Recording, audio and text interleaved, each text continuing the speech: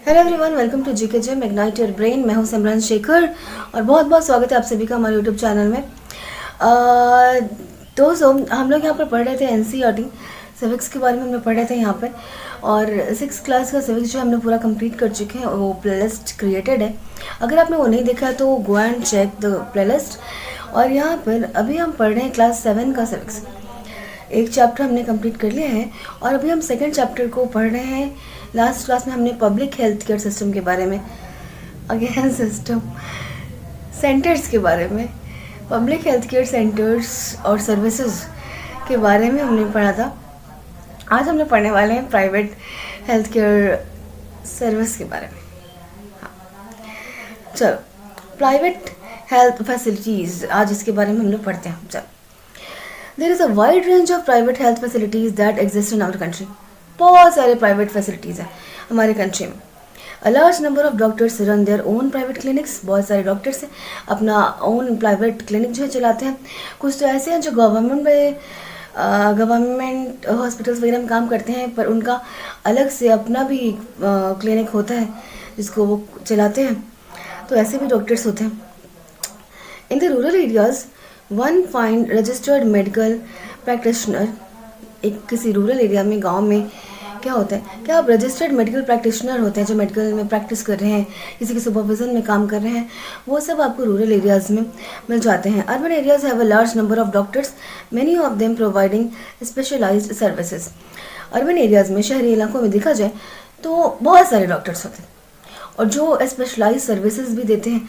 जैसे कि अब ज़रूरी तो ये तो नहीं होता है ना कि एक ही डॉक्टर है, वो आँख का भी इलाज कर रहा है, कान का भी इलाज कर रहा है, पैर को भी देख रहा है, ऐसा नहीं होता है। तो अलग अलग सर्विसेज के लिए अलग अलग टाइप के डॉक्टर्स होते हैं। तो इसी तरह से शहर में बहुत सारे नंबर ऑफ डॉक्टर्स हैं हर तरह के सर्विसेज के लिए। अगर आपके पैर में दर्द है तो आप किसी और ऑर्थोलॉजिस्ट के पास जाओ। फिर उसके बाद अगर आपको फीवर है तो कोई और डॉक्टर है। मतलब हर तरह की सर्विसेज के लिए हर अलग अलग तरह के डॉक्टर्स जो हैं आपको मिलते हैं। Okay, there are hospitals and nursing homes that are privately owned. Nursing home होते हैं, हॉस्पिटल होते हैं जो प्राइवेटली खरीदे हुए होते हैं। जो डॉक्टर्स होते हैं उनके अपने होते हैं, खुद के होते हैं। There are many laboratories. बहुत सारे लेबोरेटरीज भी होता है ना, जहाँ पे चेक वगैरह होता है, आपका ब्लड टेस्ट हो रहा है, एक्सरे हो रहा है, सीबीसी वगैरह हो रहा है। तो इस तरह के लेबोरेटरीज भी अवेलेबल होते हैं that do test and offer facilities such as X ray, ultrasound. जैसे अभी मैंने बोला कि वो टेस्ट करते हैं और इस तरह की फैसिलिटीज़ देते हैं आपको। There are also shops from where we buy medicine. और क्या होता है, शॉप्स होते हैं मेडिसिन के। कई बार अब ये भी होता है ना कि डॉक्टर्स क्या करते हैं कि आप इसी दुकान से जाकर दवाई लीजिए, ठीक है। तो खैर, ये तो उनकी अपनी बातें हैं, भुगतना कस्टमर्स को पड़ते हैं। पर हाँ, तो इसमें ये क्या लिखा हुआ है कि बहुत सारे ऐसे मेडिकल शॉप्स भी होते हैं जहाँ से हम मेडिसिन लेते हैं। Next, as a name suggest, जैसे कि नाम से पता चलता है, private health facilities are not owned और कंट्रोल्ड बाय द गवर्नमेंट। नाम से ही क्लियर है भाई कि ये प्राइवेट है, ये इसको गवर्नमेंट से कोई लेना देना नहीं है। गवर्नमेंट जो है, सरकार जो है, इसको नहीं चला रही। Unlike the public health services and private facilities, patient have to pay a lot of money for every service that they use. अब जैसे गवर्नमेंट के बारे में पिछली बार लास्ट क्लास में हमने पढ़ा था कि जो पब्लिक हेल्थ सर्विसेज होते हैं उसमें क्या होता है गाइस, उसमें ही होता है, दोनों के बारे में हमने देखा था कि दोनों के ही अपने फ़ायदे हैं तो अपने नुकसान भी हैं, मेरिट्स हैं तो डिमेरिट्स भी हैं। गवर्नमेंट में हमने क्या देखा था कि वहाँ पर पैसे जो है वो कम मिल लगते हैं, या तो नहीं लगते, या तो एकदम से फ्री है, कुछ पैसा नहीं लग रहा है, या अगर पैसा लगता भी है तो एकदम से मिनिमम अमाउंट लगते थे, 10 रुपये 20 रुपये ऐसा करके, ताकि जितने भी लोग हैं, इवन जो पुअरेस्ट पीपल हैं, वो भी उसको एफोर्ड कर सकें। लेकिन वहाँ क्या होता है, क्राउडेड है, कोई फैसिलिटी आपको नहीं मिल रही है, ना कोई ढंग से बात करने वाला है, डॉक्टर भी हैं तो वो आपको टाइम नहीं दे रहे हैं क्योंकि बहुत सारे पेशेंट हैं वहाँ पर, राइट। तो ये इसका डिमेरिट भी था। वहीं प्राइवेट में क्या है कि आपको फैसिलिटी तो बहुत मिल रही है, डॉक्टर्स आपको टाइम भी दे रहे हैं, टेस्ट भी हो रहे हैं, लेकिन उसमें क्या है कि आपको पैसे बहुत ज़्यादा चुकाने पड़ते हैं। तो वही यहाँ पे लिखा हुआ है कि unlike the public health services public health services के एकदम अपोजिट इन प्राइवेट फैसिलिटीज़ में आपको बहुत सारे पैसे जो है वो खर्च करने पड़ते हैं. Today the presence of private facilities can be seen all around. हर तरफ आपको प्राइवेट फैसिलिटीज देखने को मिल जाती है. In fact now there are large companies that run hospitals and some are engage in manufacturing and selling medicine. बहुत सारे ऐसे बड़े बड़े कंपनीज हैं जो कि इन हॉस्पिटल्स को चलाते हैं और ऐसे मैन्युफैक्चरिंग में, दवाई को बनाने में और दवाई को बेचने में भी अपना ये बिजनेस बनाए हुए हैं. Medical shops are found in every corner of the country. Medical shops तो हर जगह ही नज़र आता है आपको, राइट. हर नुक्स एंड कॉर्नर पर आपको मेडिकल शॉप्स ज़रूरी भी है भाई, ऐसा नहीं है कि ज़रूरत की चीज़ नहीं, ज़रूरी भी है कि मेडिकल शॉप्स हों ताकि इमरजेंसी में लोगों को इधर उधर भटकना ना पड़े, है ना. Health care and equality. अब हेल्थ केयर में समानता कैसे, हेल्थ केयर और इक्वालिटी वो कैसे हो सकता है. In adequate health care available for all is adequate health care. Adequate मतलब कि सफिशिएंट. क्या सबके लिए sufficient adequate health care available है? पहले तो इसी में क्वेश्चन मार्क लगा है. आपको क्या लगता है? चलो देखते हैं. In India we face a situation where private services are increasing but public services are not. क्या हम लोग देख रहे हैं इंडिया में कि प्राइवेट जो सर्विसेज हैं वो तो धीरे धीरे एकदम बहुत इंक्रीज किए जा रहे हैं, लेकिन पब्लिक सर्विसेज इंक्रीज उस हिसाब से नहीं हो रहे. What is then available to people are mainly private services. Mainly जो है वो प्राइवेट सर्विसेज ही हैं जो लोगों को ईजिली अवेलेबल हो रही हैं. These are concentrated in urban areas. और ये कहाँ है? शहरों में है, रूरल इलाके में इक्का दुक्का आपको ऐसे मिल जाते हैं, लेकिन ज़्यादातर ये सब कहाँ है? अच्छे जो मेडिकल शॉप्स हैं, अच्छे हॉस्पिटल्स हैं, ये सब कुछ का आपको अर्बन एरियाज़ में, शहरों में आपको देखने को मिलता है. The cost of this services is rather high. जैसे मैंने अभी बताया कि कॉस्ट इसका क्या होता है, हाई होता है बहुत. Medicines are expensive. दवाई बहुत महंगी होती है. Many people can not afford them और have to borrow money when there is an illness in the family. बहुत सारे लोग जो है उसको अफोर्ड नहीं कर सकते हैं, या तो इतना ज़्यादा हो जाता है कि आपको बोरो करना पड़ता है money, right. Some private services encourage incorrect practice to earn more. कुछ प्राइवेट सर्विस जो होते हैं वो इलीगल क्या इनकरेक्ट प्रैक्टिस भी करते हैं कुछ, जिससे कि वो ज़्यादा से ज़्यादा कमा सकें. होता है ना मिलावटी, या कुछ ऐसा ड्रग्स है जो एक्सपायर हो गया है, कोई टैबलेट. बहुत बारी आपको न्यूज़ में देखने को मिलेगा कि कुछ ऐसे दवाइयों को भी बेचा जा रहा था जो ऑलरेडी एक्सपायर थी, उस पर स्टिकर लगा दिया गया, उस पर नए डेट्स चिपका दिए गए और उसको फिर बेचा जाता है. तो ये क्या, ये गलत तरीका है. आप उससे उनको क्या हो रहा है, फ़ायदा हो रहा है, उनकी दवाइयाँ बिक जा रही हैं, पर ये एक गलत प्रैक्टिस है. एट टाइम इनएक्सपेंसिव अल्टरनेटिव दो अवेलेबल में नॉट बी यूज़. ठीक है, जो उसी समय पे इनएक्सपेंसिव अल्टरनेटिव जो है उसका, जो एक्सपेंसिव ज़्यादा नहीं है, ठीक है, दो अवेलेबल है लेकिन उसकी कोई ज़रूरत नहीं है, मे नॉट बी यूज. उसको यूज़ नहीं करना है. फॉर एग्जाम्पल के लिए देखो, अब इसको समझो अच्छे से. Some medical practitioner are found to prescribe superfluous medicines. Prescribe कर देते हैं injection, saline, one simple medication may suffice. क्या होता है कि कभी कभी क्या ज़्यादा से ज़्यादा दवाइयाँ प्रोवाइड कर देते हैं. आप एक चीज़ की दवाई लेने जाओ, उसके साथ 3 दवाई आपको फ्री मिल जाती. ये भी ले लो, वो भी ले लो, वो भी ले लो, जिसका बहुत ज़्यादा ज़रूरी दे में नॉट बी इन यूज. उनकी ज़रूरत भी नहीं है, लेकिन फिर भी आपको वो सारी प्रोवाइड की जा रही है. इस दवाई के साथ आपको ये दवाई खानी है. एक चीज़ के लिए आपको फीवर की दवाई लेने को, खांसी के लिए दवाई लेने को गए हो, आपको 3-4 दवाइयाँ दी जा रही हैं. तो ऐसी भी दवाई दी जाती है कि जिनका कोई वैसा कुछ खास यूज़ भी नहीं, लेकिन फिर भी वो आपको थमा देते हैं. क्यों? ताकि वो ज़्यादा से ज़्यादा अर्न कर सकें. In fact barely 20% of the population can afford all the medicines that are required during an illness. 20% जो पॉपुलेशन है कैन अफोर्ड, वो सारे मेडिसिन को अफोर्ड कर सकते हैं. 20% पॉपुलेशन है that they require during an illness. किसी बीमारी में जिस दवाई की उनको ज़रूरत है वो सारे रिक्वायर्ड कर पाना, ये 20% पॉपुलेशन जो है वो उसको आराम से क्या कर सकते हैं, खरीद सकते हैं. हैंस फिर भी even for those whom one might not being as being poor, medical expenses cause hardship. लेकिन फिर भी क्या हो जाता है, इतना ज़्यादा मेडिकल के खर्चा आ जाता है ना कि उनको चुकाना मुश्किल हो जाता है. इतना मेडिकल में इतने ज़्यादा आपके पैसे लग रहे हैं कि उनको चुकाना किसी के लिए भी टेढ़ी खीर साबित हो जाता है, कोई किसी को भी परेशान करने जैसा होता है.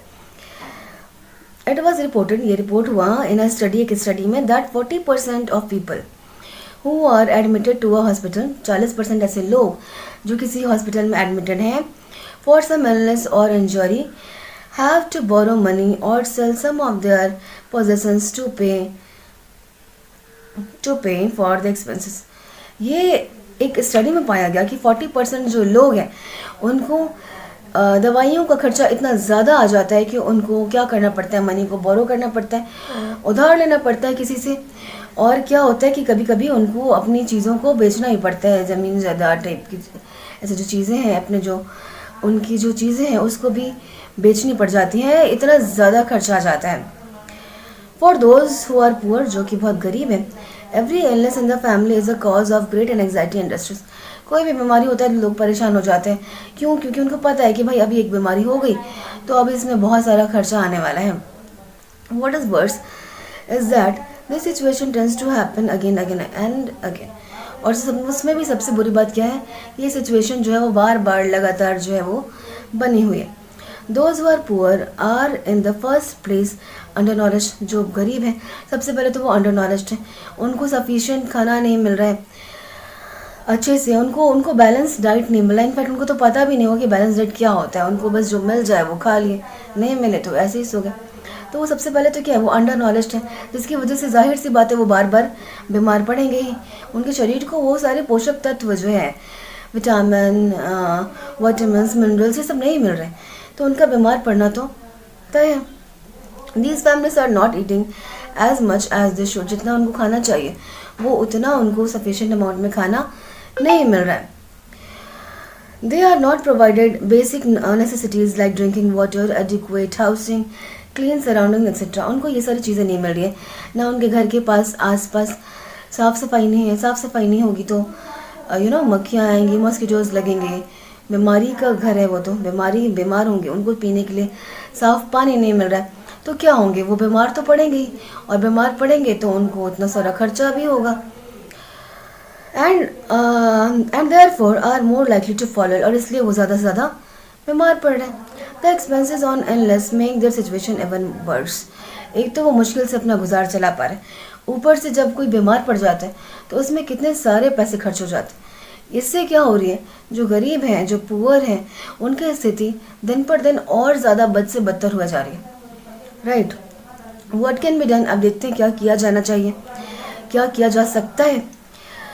There is little doubt that the health situation of most people in our country is not good. एक लिटिल डाउट है, संदेहजनक बात है कि हमारे जो मतलब इसमें कोई ऐसी संदेहजनक बात वैसी है नहीं बहुत ज़्यादा कि जो हमारी कंट्री में ज़्यादा से ज़्यादा लोग हैं उनकी सिचुएशन, जो उनका जो मोस्ट पीपल, ज़्यादा लोगों का कंडीशन जो है, हेल्थ जो है वो सही नहीं है. There is no doubt about that.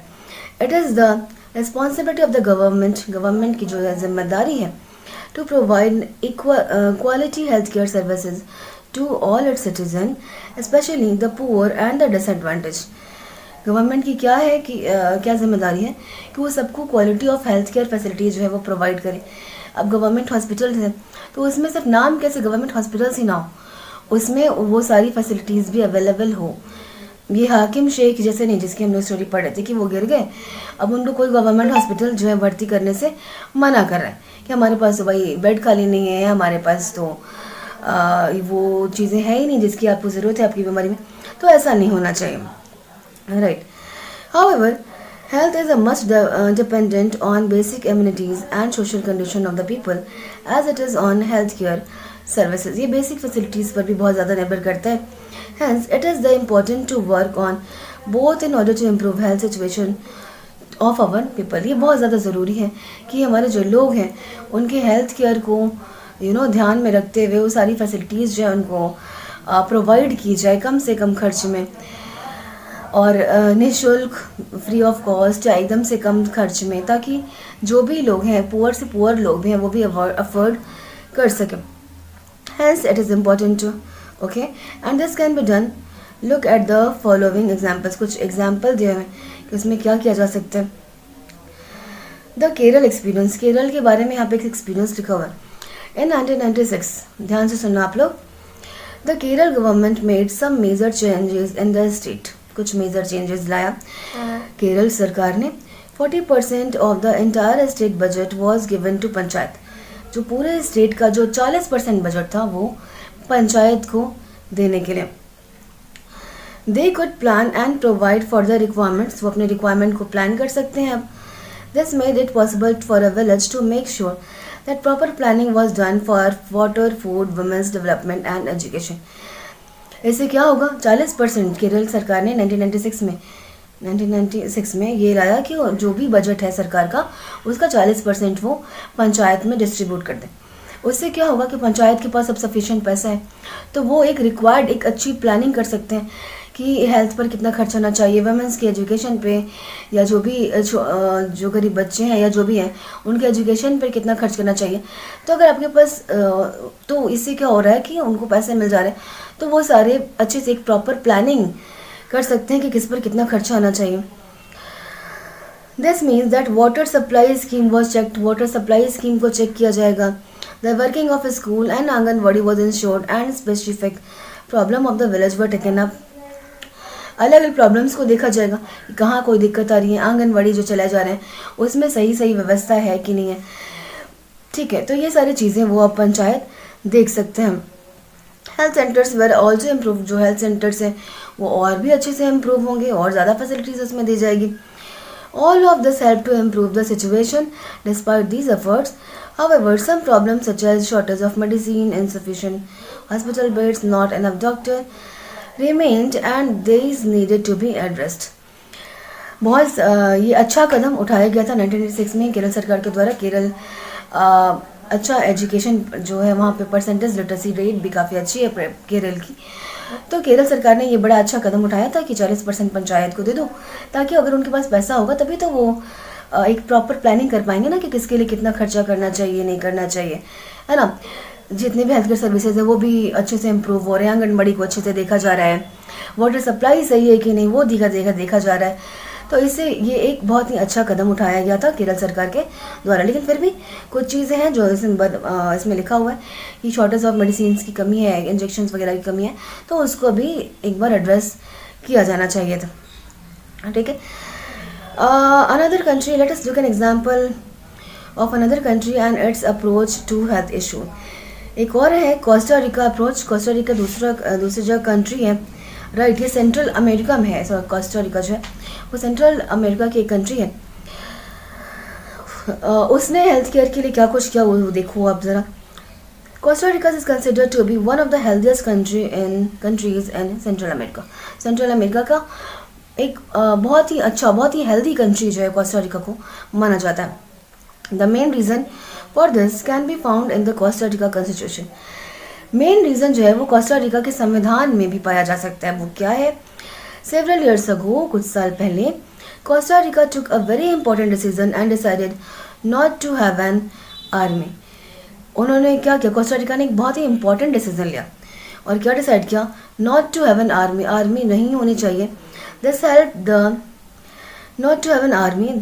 the Costa Rica government to spend the money that army would have used. Army, जो खर्च उसमें आते थे on health, education and other basic needs of people.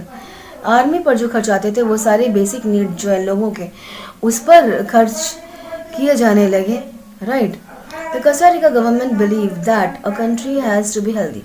Country को हेल्दी होना चाहिए for its development, उसके विकास के लिए, डेवलपमेंट के लिए एक कंट्री को हेल्दी रहना बहुत ज़्यादा ज़रूरी है.